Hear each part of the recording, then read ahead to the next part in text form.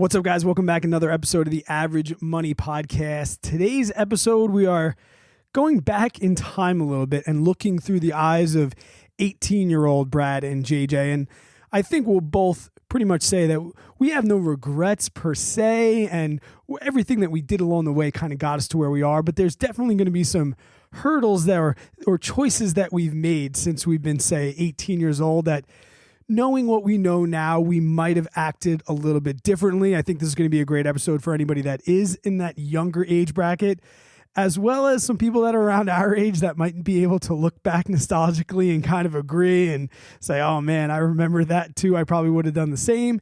If you are new to this podcast, my name is Brad Finn. I am joined every single day with JJ Buckner. JJ, how we doing tonight, bud? We're going way back, dude. Well, way back for me. Way back for you. A little far back for me, I guess. Should we start with that? Because I always assume that people like quote know who we are. Like, I'm 30. I'm going to be 39 next week. Okay, boomer. Okay, my last birthday in the Before 30s. the big four. Oh man, wow! I'm celebrating my 39th trip around the sun successfully. Congrats to you, bud. I turned the big 3-0. Ah. I'm out of my 20s. Oh no, I don't know if that's depressing or good. I don't know. I've been telling my students that it's the 18-year anniversary of my 21st birthday. Oh my gosh. Just so I can let them know that I'm not messing around here. I'm here to party. I'm here That's to do right. I'm here to do this. Now, you kind of agree with what I was saying in the intro as far as I love who I am today. I would not change a thing really. I mean, I would definitely change some misunderstandings, and I would definitely change some circumstances, maybe my parents' death, things like that. But I think everything, even the good and the bad that have happened to me, have made me who I am today along the way. You kind of agree there, right? Yeah, I would say first and foremost, like this episode is going to be a fun one to talk about, to go back on. But first and foremost, I honestly would not change a single thing, because I am where I am today because of everything that happened. And I am a pretty big believer in like no regrets, live life to the fullest, don't regret anything. So yeah, I think it's very clear we need to let that be known. I am one happy man right now. I have a beautiful wife. I have two beautiful children. I'm doing something that I love, and I wouldn't trade it for the world. But knowing what I know now, there may be some changes that I would have made, or I may have gone a different route, hoping to get to my end point of where I'm at now. But you get where I'm going at, right? I think the changes that I would make wouldn't impact who I am today. Maybe if anything, they would just put me in a different financial situation. But that's kind of why I'm okay talking about like things that I regret money-wise, because I don't think that most of those things would have really changed who I am. Let's start high school, maybe freshman year, because I think this is when our parents start telling us like time to get a job, or if you want to drive, you got to pay for car insurance, things like that. What would you change from maybe 9th grade to 12th grade? Oh man, that's a whole whirlwind. Because like 9th grade JJ and 12th grade JJ was two totally different guys growing up. Did you work? Did you have jobs? Yeah, I had a job since I was a freshman in high school. I did little things on the side, I guess, like little small like snow shoveling businesses growing up pre-high school. But I got my first job umpiring baseball games as an umpire, and started out in like T-ball, worked my way up, and I did that till I was 16. And then at 16, I got a job at a grocery store in the local town, and I was like a stock boy / cashier. I did that for the whole time in high school. It worked out perfect. I worked nights, and I worked weeknights and then weekends. During this time, my family and I were actually, we were living in a trailer park. My mom and dad had some financial struggles, and after like 08 and 09, not really due to, it was more of like from job losses, not really due to like foreclosures or anything like that. So we lived in this trailer park all through high school. I actually moved to a new high school. I was the new guy at sophomore year. So I had some big changes. Going on. There's a lot of stuff I was dealing with, but nothing too crazy. So come to graduation, I'm 18. I am, like I said at the beginning of the episode, 9th grade JJ was totally different than 12th grade JJ. From like junior to senior year, I had my head on straight. I knew I wanted to be successful. I knew I wanted to like make a difference, and I was motivated. So I already knew like I was going to college. I knew I wanted to be an engineer because I loved math. I was good at math. I kind of didn't really know exactly what an engineer was going to do. I just knew it paid well. Mm-hmm. I knew it was a good paying job, and I knew if I could get through it that I'd have a successful salary, a successful career, a good salary, and I would be able to make a good living for my future family. That's kind of what my thought process was. I didn't know anything about entrepreneurship. I didn't know anything about building businesses or anything like that. It was just something I never talked to anyone about, and no one ever talked to me about. So that's kind of ending at that like 18-year-old point. 18-year-old, 18-year-old JJ knew what he wanted in life. I did. I was prepared. I was willing. I was motivated. And I knew I needed to go to college, get that degree, become an engineer, and make a good salary. It's funny. I think I hear so many people in other states talk about the T-ball thing and umpiring. Like, I think for us here on Long Island, that was caddying. Oh, yeah. You caddied on a golf course when you were pre-ninth grade. And going into ninth grade, I stocked in a liquor store. And that was kind of like a job that my mom was like, you need to get a job. And my dad was like, you need to get a job. I got fired from that job. I showed up late, and my boss was like, if you show up late again, you're not going to be working here. And I was in ninth grade. So when I'm 15 years old, I don't know what that means. Showed up late. Dude was like, you're fired. Life lesson. And the irony is I still visit that liquor store, and he still hooks me up, and I tell him all the time, you gave me a really good lesson. And then I pretty much went and worked at a pizzeria. That was like my main job from like sophomore, even through my early days of college. I worked at the local pizzeria and delivered pizza and did things like that. I knew it's kind of like similar to you. I was good in math. I was good in science. Unlike you, I did not know what I wanted to do at all. I was focused on typical like beach bum things. I was focused on girls, music, things like that. I will say this, and this was a question I was going to ask you if you didn't bring it up, because I can say this, and this is kind of maybe the first thing I would change. And I relay this message now because it's even funnier now that I teach seniors. I can kind of go back, and I've played this story in my head to my students over and over again. I probably wasn't mature enough to go to college. I mean, intellectually, I definitely could handle it. I've always been like bright and quick-witted, but now knowing, right, because we're talking about what we know now, I wasn't going to drop out of school, but I could have went the community college first route, which back then I wouldn't have been judged for. If anything, I don't think I did it because it really wasn't talked about. Now in this day and age, geez, if my kids go to community college, they would be the laughing stock of their school. I mean, I joke with them that they want to go places that have a cool sweatshirt. They're like, oh, Finn, I got into Michigan. I'm like, cool sweatshirt, bro. Like things like that. I think the first time I really could have significantly changed my life financially would have been to not go to school.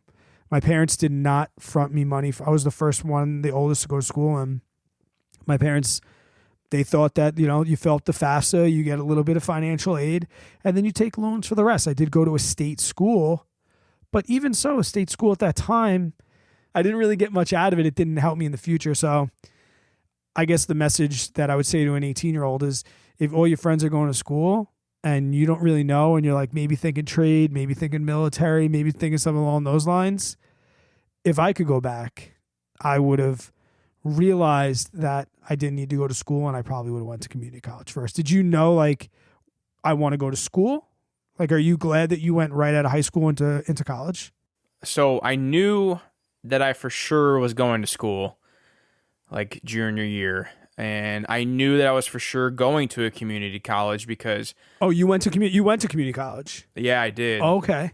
So I know I've talked about this on a previous episode, I think, where I got the in Missouri, and I know a lot of states still have it. It may be called something different, but it's the A+ program, and you just have to tutor for like 40 hours. Once you get your 40 hours done, you get 2 free years of community college. Now, again, things may have changed a little bit since I went. Yeah. Oh my God. And my mom actually worked in that department at the time, and she's like, there's no way you are not taking advantage of this. Because I was in the same route you were, man. Like, parents didn't really have anything planned for me. They weren't paying my way or anything like that. They said, fill out your FAFSA and then get some aid, and then boom, take out the loans to pay the rest, or work, whatever you got to do. So I had that same mindset, and my mom's like, she goes, there's no way you're going to this state university. We went to we took a college day. You got a free college day as a senior. And I went to the school I knew I was going to go for, because it was an engineering school in Missouri. It's like a real prestige engineering school. And I knew when we went to this college day, I said, I need to go here my freshman year, because it's like 2 hours away from me, so it's still like a whole new area. It's still in Missouri, but I was just like, I need to be able to meet people. It'd be cool, the new atmosphere, and then the community college was just still back at home. Right. There was I would still be living with mom and dad, but my mom talked me into it, and she's like, this is how you're going to do this, because you're going to save so much money. And I said, okay. So I did it. Now, you asked me if I was glad that I took that route, and I'm just going to say no. Like I said, I want everyone to remember what I said at the beginning of the episode, but if I could do it over and get to this same ending and still meet Lindsay when I met her in my life, because we met at 19 and I was still at community college. And I'll tell you what, when I went to university, the actual state school, that if I wasn't with Lindsay, I probably wouldn't have graduated, to be honest. I really don't think I would have. I probably got caught up in, because you really have to, at least for me, I really had to study a lot and spend my time doing, time management.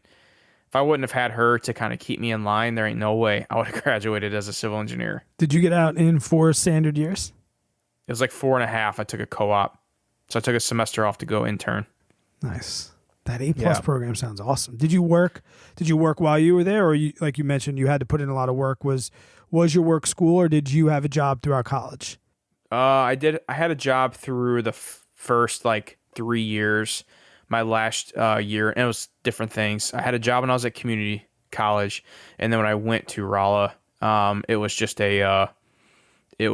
a office type job in the school, in the college. I did that for half the time I was there.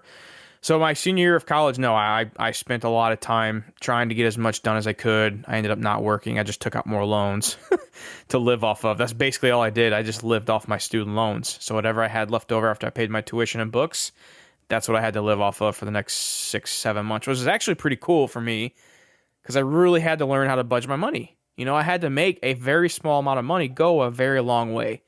And that was, I think, a very good learning point for me starting off, is like, wow, I have only this much to live off of for 6 months. And I didn't have a major credit card that I could rack up.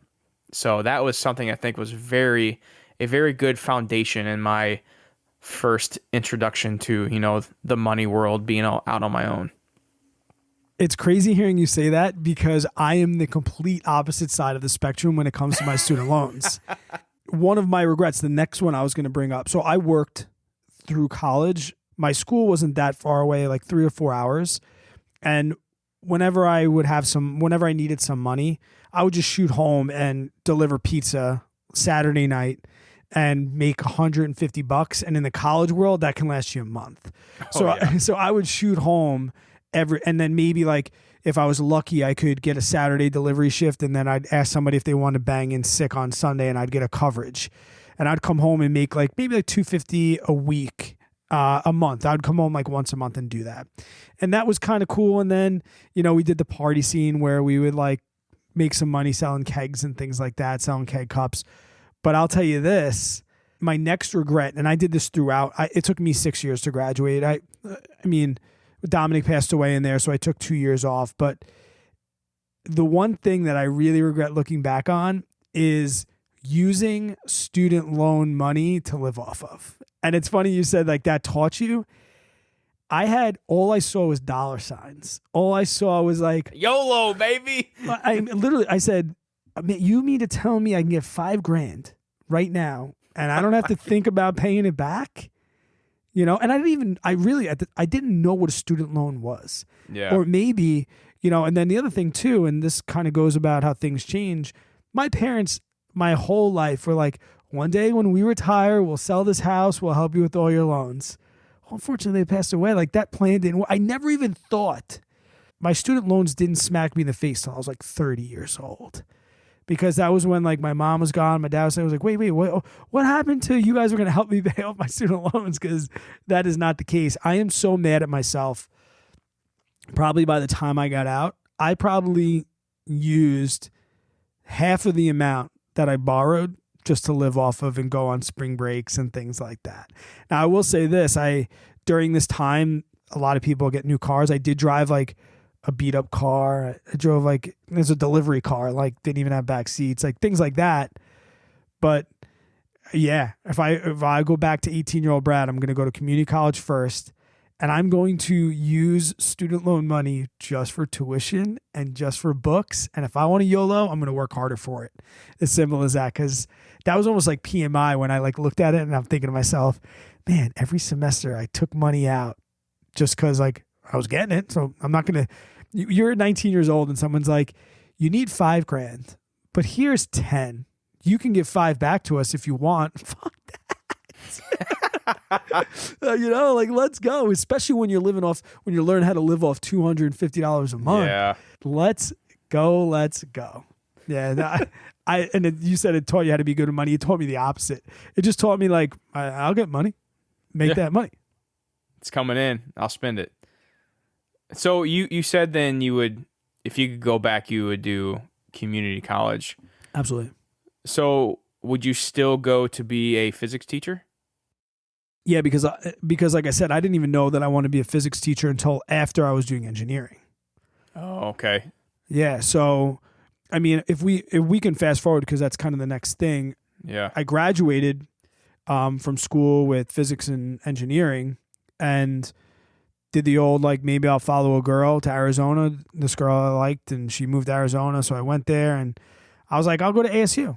Right. I'll go for my master's in physics. I can get into that school with my grades. I had really good grades. So I'm like, I'm going to go there. And I started tutoring kids. I really loved it. I was like, I love seeing the light bulb come on. I just really loved it. And I was like coming into summer and I was like, man, maybe let's see what it's like. Let's see how much it costs to be like, what do I got to do to become a teacher? And this pretty much led to 5, 6, 7 more years of school. But I found out that with sorry, state of Arizona, your education system is trash. I was exhibit A, here it comes. I had never taught anything in my whole life. Like maybe I showed somebody how to play a Sublime song on guitar once. That was it. And with my degree in physics and engineering, that qualified me to teach high school physics in the state of Arizona. That was it. So I applied to a couple of places. They weren't the best places, but I got a job. I got a job right away. And it was August 1st. They start a little bit earlier than we do in New York. August 1st, I'm sitting there. I'm 23 years old. Just dropped out of my master's in physics from ASU. And a bunch of Hispanic kids come in and sit down. And I say to myself, what do I do now?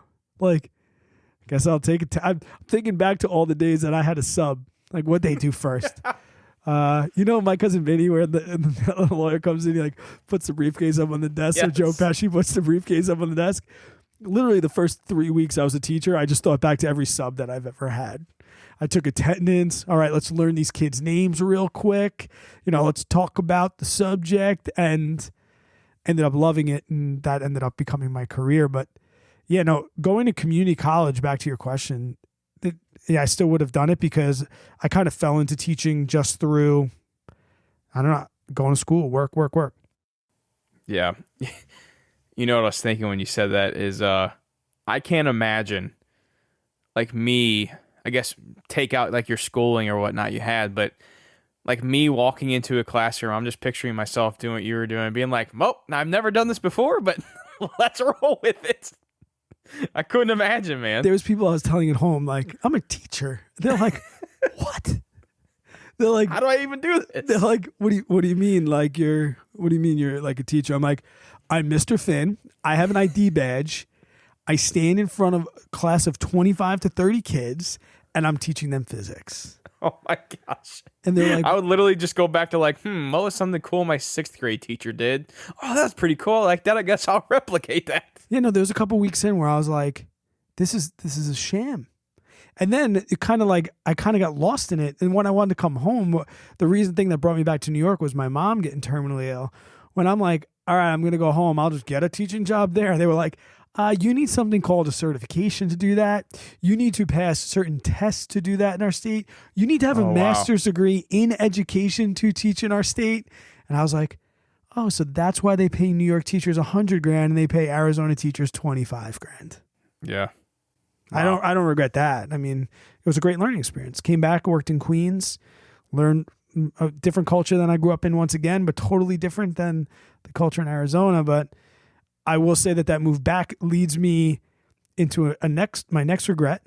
Unless did I skip over your timeline there? No, mine's just kind of. Do you have any regrets from that, like graduating to maybe 26 or 27? I mean, mine is more of like I would take two totally different routes. Like I wouldn't even be going to college. Oh, really? Yeah. So yeah, it would be so talk about that. Yeah, so there's really two scenarios because I remember, gosh, it's so crazy. Like actually going back and thinking about all these different things that happened. But I remember talking to my mom one day. I was still at community college. I haven't even gotten into engineering, classes yet. And I kept telling my mom, I'm like, Mom, I don't think this is for me. I don't think I'm going to like this. The more I'm getting educated, the more I'm understanding exactly what engineers do. And it's not exactly what I thought it was. So I actually went to a little recruiting office in my hometown when I was visiting one week. And I went to the Air Force recruiter's office. And I always was fascinated with flying. I've always been fascinated with it. And I was going to go to the Air Force to become a pilot. That was like going to be my other choice I was going to make. This was back, 19-year-old JJ. Haven't met Lindsay yet. And I was going to go off. Like 6 years ago. Yeah, 10. So anyways, I ended up going to this Air Force recruiter, talked to him, and I ended up not moving forward with it. I ended up just sticking to the route of I originally chose and not take that crazy change in life or risk in life. Now, is that what I have done now looking back? No, I wouldn't have done either of those. I wouldn't have gone to the Air Force and I wouldn't have went to college. Actually, what I would have done is two separate things. The first one I would have done is I would have went to trade school to be some sort of hands-on type, because I worked for a couple contractors. I would pick, and I don't know which one it would be, but whichever one I would be to be an operator, an electrician, plumber, whatever. What I would do is I would plan to do that, get my apprenticeship, and then I'd work as an apprentice while still in school, getting paid, but also learning a trade, learning a service. And then what I would have done, again, this is all me knowing what I know now, is I would have learned that craft as best as I could, and I would have gotten the best electrician, operator, plumber, whatever it may be around, and then I would have started my own business. I would have started my own company doing that. I'd start very small. I'd take on small clients, little local jobs, and slowly invest as much as I could back into the business to grow it. And again, this is knowing what I know now, working hand in hand with multimillionaires and that were just a couple years older than I am now, who built a lawnscaping business to a multi-million-dollar high-end St. Louis construction company. So after learning that and learning how successful you could be, that's kind of a route I would go. But also, this would probably be more my favorite type, is I wouldn't go to trade route. I'd go right out of high school, or actually I think you can actually start taking it during high school in certain states. I don't know about that. Look that up. But I'd get my real estate license.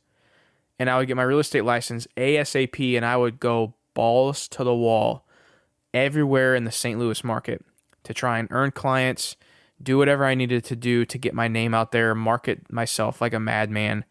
And I would get fully immersed in the real estate market throughout St. Louis. I'd meet up with property managers, investors. I would do everything that I could. And then all that money would go back into my business of becoming a realtor. But also I would be doing house flips, and I would be doing rental properties from being fully submerged in the real estate industry. Those are like the two main big routes that I think I would take and do differently instead of going the college route and becoming the engineer. I have two follow-ups on this, and this is kind of good. I feel like we're becoming tighter friends. I'm learning so much about you.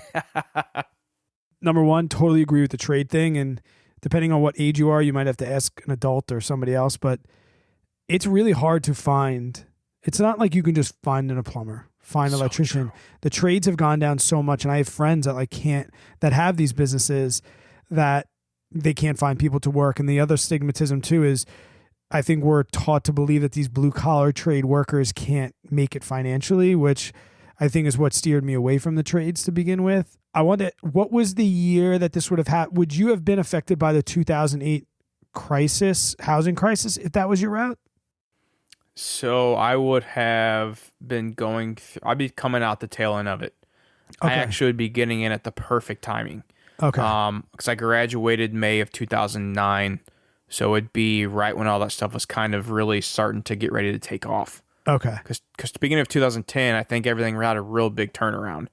Yeah. So because I'm thinking too, like I graduated high school in 2000, and I would have been geared up to really get my face crashed in by that. So maybe for me, that route it's kind of a blessing. Maybe I didn't go that route.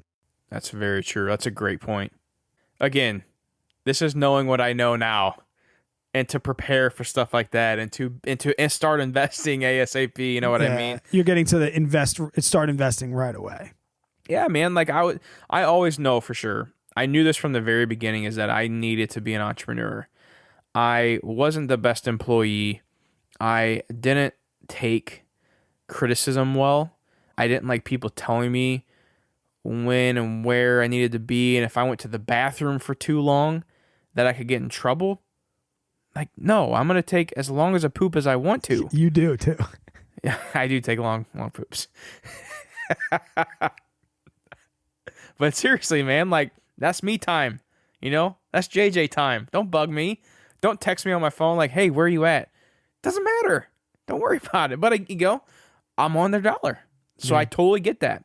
You know, and I got to respect that as well. So that's one thing in me, I think, that led me to be like, okay, yeah, I need to be an entrepreneur. I need to somehow figure out a way to make money for myself, because I think I also work better that way. Yeah. I know I remember slacking all the time at my job. I remember I'd work like the first hour and a half of the day, and then sometimes there'd be 6.5 hours that I don't do anything. Sorry, Chuck, whatever your boss's name was. Yeah. Oh, well, that was probably more in the engineering realm. The construction industry, dude, I was busy nonstop. But at the old engineering firm, sorry guys, I tried to hide it too. Man, it was, oh my gosh. That's when I knew though. As soon as I got out of college, I'm like, yep, I got to figure out a way to. And dude, I remember to this day being at my engineering firm when I was just out of college, looking up like different ways to make money online. How can you make money online? What's a good business to start for an 18 or for a 22-year-old kid? I remember reading all the articles. I remember reading the 100 list of different side hustles you can start, and I had no idea what to do. At one point, I came home and told Lindsay I was going to start a mobile car washing business. I said it was something else I wanted to do. Oh, I wanted to flip like cars and dirt bikes and four-wheelers and stuff. Poor Lindsay. I literally came home every day saying, I got to do this, because I wasn't happy. Yeah. I wasn't happy, and I knew I needed to make some sort of change. And it would have been nice to have been able to figure that out sooner, like how unhappy I was really going to be after going through a college experience of not enjoying. I mean, I enjoyed the college experience, but the schooling I went for, I hated it. Like, I wasn't passionate about learning anything engineering whatsoever. It's so funny that you say, I'm really feeling that 9-year age difference, because you're like, I would scour the internet. I'm thinking to myself, when I was a senior in high school, I had to take typewriting class, and the teacher was like, one day, this is all we're going to be doing is typing on the computer. All you're paid no more. And I'm like I didn't have like internet, like searching, Googling stuff until I was long gone. But to get back to like maybe, at least for me, like financial things, I've been thinking about this the whole time, like trying to put it together of maybe some non-cliche things. But now we're getting to the point where I'm becoming an adult. I've met Tara, and I think one thing I really like kick myself in the pants for is I had a good car, but I'm one of those that made the mistake. I got rid of a pretty good car to go into a car that was way too much money for me. And to be honest, so I got my truck in 2016. I probably could still, I had a Mitsubishi Lancer and it was a stick shift. And our excuse to ourselves was, Tara can't drive stick. Tara, we got to get a car. Tara can't drive stick. I look back at it now, I'm like, it would have taken me a clutch and a weekend to teach her how to drive stick. And I probably still have that Mitsubishi because I only had it for like 3 years. Oh, wow. I only had it for like 3 years. And in that same time frame, I'll knock two birds out with one stone. I got an inheritance from my grandma, not a lot of, like $12,000, something like that. And I wanted to put it on debt. I just knew there's something in my, this was before I wanted to get debt free. I just said, I have a lump sum of money. I knew at this time I hated my student loan payments. And I'm like, I don't need this money. Like, I'm a pretty simple person. And I remember my father, my aunts, everyone being like, Grandma was a traveler. Grandma would want you to travel. And I've talked about this in the past. And I've been told by my wife, I don't regret those times because me and her, we created some amazing memories. But if we're talking from a personal finance standpoint, that would have put me in a much different financial state. Now, whether the memories are worth it, and this comes back to that episode we talked about a couple weeks ago about you have to spend some money, you have to live a little. Like, we did some pretty cool things with that 12 grand, but I think if I was going back, maybe I would have put half. Maybe I would put half on the student loans and then YOLO'd the other half. But that was really it before I started making housing mistakes. I think if I look back now, like those events really before I got married, just going to community college, not using money, using my grandma's inheritance to pay off a little bit of debts and keeping that Mitsubishi Lancer, I would be, I don't even want to think about how much better off I'd be. Yeah, that's funny you bring that up too, because there's definitely like little things I've done financially that I would probably go back and improve on. But for the most part, to be honest, man, like, you've been a good boy with money.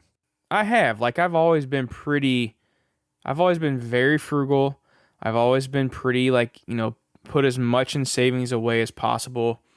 And I think a lot of that stirs from my mom and dad and like growing up, and like they would always stretch a dollar as far as they could, and they still do to this day. Yeah. And that's how I've learned to be able to do that as well. So I think that's helped me in the savings portion. But as far as like big financial things, I really don't have any. I really don't. I feel like you're 18 to 25 or you're 18 to 26 was like an index fund. And I hold back a lot.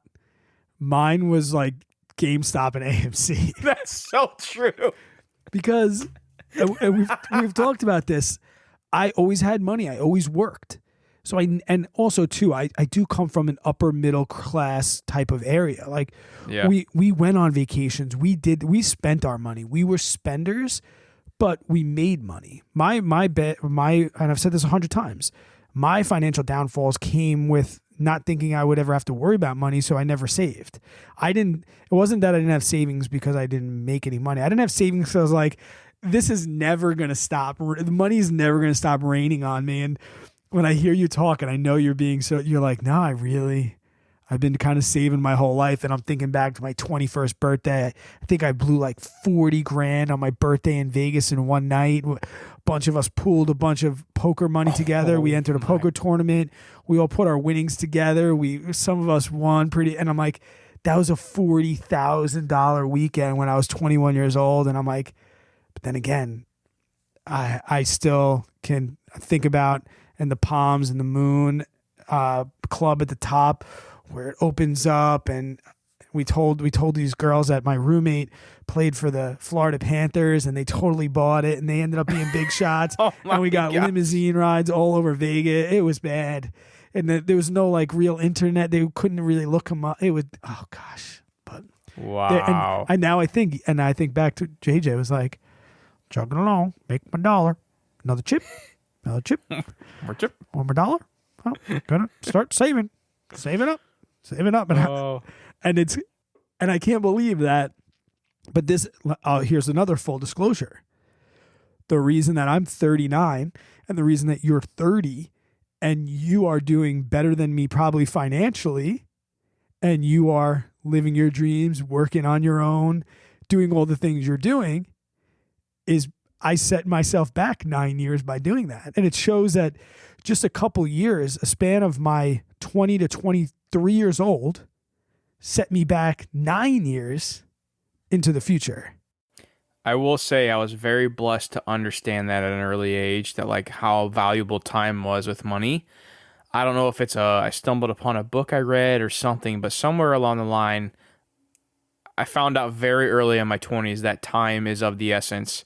And the sooner you can get started, the better off you're going to be.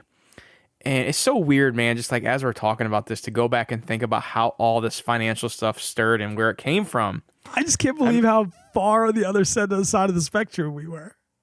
It's so funny though, man. Like literally exact opposites. Because, like I said, I'm not like, this is not a pity story. This is the reality of the situation.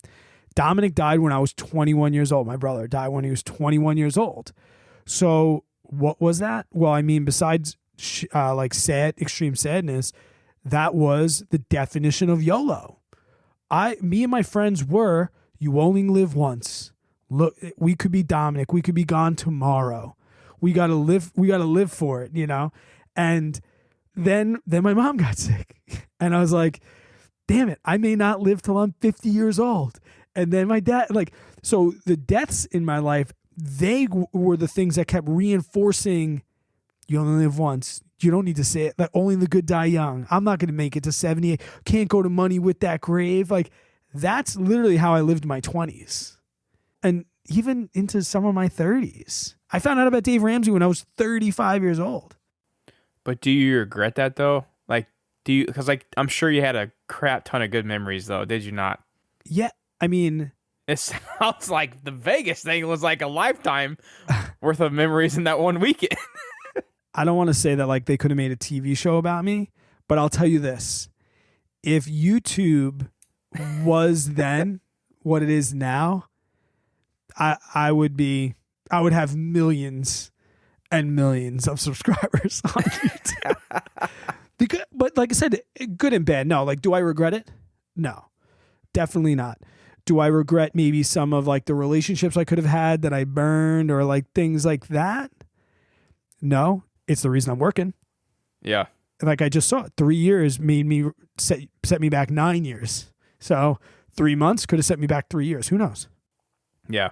But I think it goes back to saying also like everything that you do, everything that happens, it happens for a reason, because we may not be where we're at right now if we would have taken those changes that, you know, me going to trade school or me doing, you know, the whole real estate thing or whatever it may be. So it's important to like, I think another point I want to make here is the grass isn't always greener on the other side. You know, you may be going through some tough times right now or whatever, but knowing that if you just stick to yourself and you believe in yourself, that you're always going to come out on top. I think so. You'll get you'll get like more pictures of this when we have my former partner Chris on the podcast, because me and Chris were doing like, just think about how those 20s turned into opening a brewery by accident. No doubt, and man. Now it's a multi-million-dollar facility. And I will say, while we're talking about the brewery, I want to give a shout out to one of our sponsors that we're working with this month, and that is Tavor. And I actually first met the guys over at Tavor, which has now become the guys and the girls and their whole team, when I was working at the brewery. And they became the first opportunity for us to distribute our beer all over the country. We realized, wow, this is a company that is taking craft breweries from all over the country, setting up memberships and sending beer to people. It's literally the best and only way to get craft beer from other places in the country that are not at your local beer store, your local market, and things like that. And we're working with them this month, and we're going to leave a link down in the description below. Please, guys, download the app. Look at some of the beers. It's the only way you're getting Dub Call. I'm wearing the shirt if you're watching on YouTube, because once you hit all the craft breweries in your neighborhood, you know if you're gotta try something new. Yeah, you know if you're a craft beer drinker, you're like, oh, I wonder what's. And then you get on blogs like, oh, I wonder what's going on in North Carolina where they're drinking beer. I'd love to have that brewery. Like I said, Tavor is on, and it's not one of those like crap. They don't send crappy beer out, and I'm telling you, we send it like. We're getting shipments from them too. We're members with them, and the beer has been freaking awesome. And I know for a small town guy like you, you don't really have that access to great beer like that. No, exactly. It's amazing to be able to get my hands on different breweries and beers like that because, I mean, I got to drive 20 minutes to my nearest grocery store, 25 minutes. So, it's a whole day for me to be able to go up somewhere and try out different beers or whatever. So to be able to have it show up on my doorstep, can't beat it. Yeah, guys, check that link out in the description below. Download the app. Look at some of the membership opportunities that they have. Let them know that Average Money sent you. And when we do have Chris from Dubco on the podcast, I'm going to have to be like, Ixnay on the 1998A. But that we digress because we could have these fun stories about ourselves all night long. But I think we talked about this in your housing one because let's just talk quickly. At least I need to talk quickly on how much I hate PMI and how another young adult thing that I didn't do was save 20%. And I know that this gets backlash and interest rates are starting to creep up again too. So this is not going to be one of those conversations where it was a year ago where it's like, I'm getting 2% my mortgage, I'm telling you now there's circumstances where you need to get a house and right now the housing market, the inventory is low. But I'll tell you this, I probably, knowing what I know now, I would have had to buckle down and save for maybe 3 to 4 more months to get to that 20% to not pay PMI. PMI was the worst, and there's different types. I didn't have the PMI where I could get out when I got to 20%. I had to refi, which was brutal. And the closing costs, I knew I wasn't going to stay in that house, so the closing costs didn't max out to the savings. So I was literally in a situation where I could have refied, even for a smaller interest, but the closing costs would have screwed me. So I was paying PMI. I hate it so much, and a lot of people don't want to hear this, but I still stand pretty firm, and this is through personal experience. If you don't have 20% down, maybe if you're a vet and you could take advantage, we talked to your brother, he was a vet, had great opportunities, but he earned those opportunities through his service. If you don't have 20% down, I'm going to go with you're not financially ready to have a house. I'd agree 100%. Did you pay PMI? You never had to go down the PMI route. No, I kind of, like I said, man, luckily I found that passion early. Nerd alert. Yeah, I was, man. I was the biggest nerd. Still am. And so I was researching everything, about money. And when I went to go buy my first house, dude, I read the freaking 6 books probably on how to buy a house for a beginner. I knew what to do and I knew what to expect. So, I told, and Lindsay, God bless her. I mean, I would always tell her like, okay, this is what we're doing here and this is why we got to do this. And she'd be like, oh, okay. I've heard this 6 times already. But so we found that out pretty quick, like how much we needed to save, why it was important. But also I will say this, even Brad, someone at 9 years older than me, I feel blessed to have had the resources that I had at my young age, to be able to find a podcast to listen to and find, Dave Ramsey through the internet of searching how to pay off debt or whatever it may be. So I think that everyone moving forward definitely has an upper advantage the younger you are because of the amount of resources that are out there now for free. I'll give some credit to my wife too, because I'm pretty old fashioned, so I never made my wife pay for anything. And when she lived with me at the house we're in now, we lived with my 2 brothers, and my dad was charging us rent. So I was covering the rent. She never paid for anything. And she always felt bad because she was an independent, strong woman making money. I would always say to her, I got this. You save for the house. You're a better saver than me. You save for the down payment of a house one day. Now, full disclosure, I never planned on ever leaving this house. I didn't think that we'd ever have to do that. I knew that my dad was terminally ill. So she would always look on Zillow and things like that. And I knew nothing about closing costs down. I knew nothing about that because I was always under the assumption that I'm just going to live here for the rest of my life. I remember the guy across the street, he was our mortgage broker. And Tara goes, Brad, I went on some open houses. I didn't even go on any open houses. That's how much I didn't think this was going to happen. She's like, I went on some open houses. We have to get pre-approved. Can we go sit down with Studley? And Mike Studley was my broker. I'm like, yeah, we'll go sit down with Studley. And Studley's running through these numbers. And he's like, okay, so here's if you put 4% down, here's 5. And I'm thinking, and it was like, we're talking a $300,000 house. So 10% down is 30 grand. With closing costs, we were looking at like $50,000. And Studley's going through these numbers. I'm thinking to myself, can't wait to get home and tell this girl, I told you so. Told you buying a house is so expensive. But she was sitting there like dead ass in the meeting, like, okay. Like taking notes, like, okay, 30,000. Yeah. Oh yeah, I'm good with math. I got the percentages. Okay, I need this percentage. And I'm like, what is she writing this down for? She like playing Studley like he's our neighbor. Like, you don't have to fake it, girl. We're screwed. We get home and she's like, I think I'm gonna put an offer in on the house. I was like, did you hear what he just said? 50 grand. She's like, yeah. She's like, I've saved like $66,000.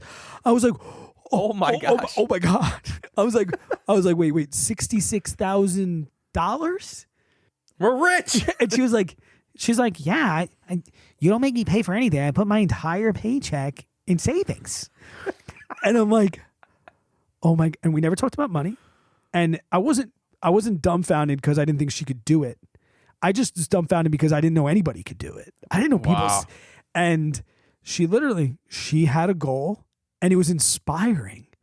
Like, we got my first house 100% of my wife's dime. I did not put $1 into the clothes. I didn't have any money. It was going out faster than it was coming in. Go Tara. And yeah, she saved up. And I think we ended up putting maybe 10% down. I think that's what it was. It was like we put 30 grand down and almost 20,000 for closing costs. And Tara went to her credit union, asked the woman for a $55,000 certified check. She was at the time, so we got that house probably like 5 years ago. So she's 25 years old. I'm 32, and I'm just like, I'm gonna marry this woman one day. Because we weren't engaged. I mean, we kind of knew. Yeah. And I was like, oh my God, I better not fuck this up. You know, I got a smoking hot 25-year-old and I'm getting older and uglier and fatter by the day. And the chick just wrote a $55,000 check. We saw to pay PMI, but now like I think about this. If I saved half of that, if I had any sort of if I had 20 grand saved up, I was 32 years old. I literally had 3 grand in the bank. That was it. And I had a brand new truck and I was paying all, and like, I would have been able to, I was the reason that we had PMI, not her. I was, because I was a 32-year-old guy that didn't have those resources. So it's funny that it's like, yeah, it's such a different path, but thank you, Tara. Thank you for getting us that house. As we always say, man, we married up. We did. We both did. Dude, when she told me how much money she had saved, and then I even think I called Studley. Like, could you imagine? I think, oh my or God. I was like, thanks for giving Tara the wake up call on 50 grand. And she's like, he's like, I did a pre-approval letter with her last week. She has that now. And I'm like, pardon? You knew about this and you didn't tell me? He's like, you're the one marrying her. You didn't tell her? She didn't tell you about this? Which is why pre-Cane is great, but we digress. We're getting to our older stages. I think I only have one more. Do you have any more? I think I have one. I have all these regrets. I really don't, man. I think my last one is not doing the research on my 403b and my 401k and kind of just going with the sheep. And I guess you mentioned this before, starting early.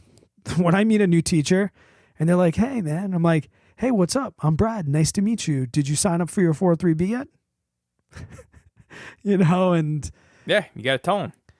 I think at the end of the day, just know that if you're saving consistently over time and you're living on less than you make, you are going to be financially successful. That doesn't matter if you are 35-year-old Brad or 19-year-old JJ. And like, I am a school teacher. I am not doing this good financially because I like have this doctor lawyer paying job. I'm a school teacher. I used to work in Arizona 20 years ago and I was getting paid 30 grand a year.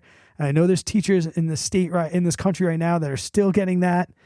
I started some businesses that did that and the other thing, but I was 35 when I found out about Dave Ramsey.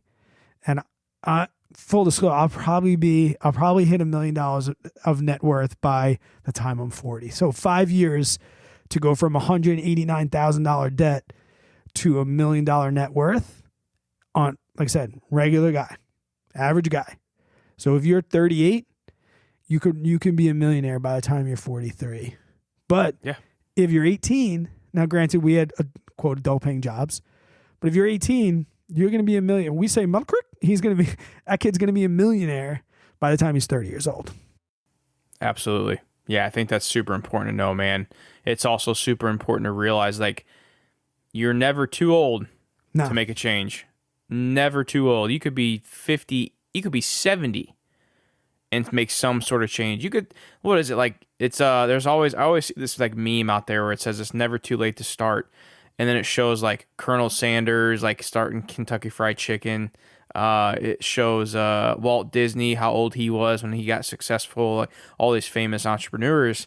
So yeah, I mean, age is just a number. It doesn't mean anything financially. And we do have a range of ages from very young. And I want to give a shout out to Marge. She left us a voicemail. In her later years, Marge, we couldn't really understand what you're saying, so we can't play your voicemail, but we did get the fact that you're in the later stages of life, and thank you for being a listener. Probably one of our oldest listeners, but Marge, we couldn't hear what you said, but thank you so much for leaving the voicemail. JJ, do you have anything else that you want to say before we get out of here tonight? I got a review to read. Yes.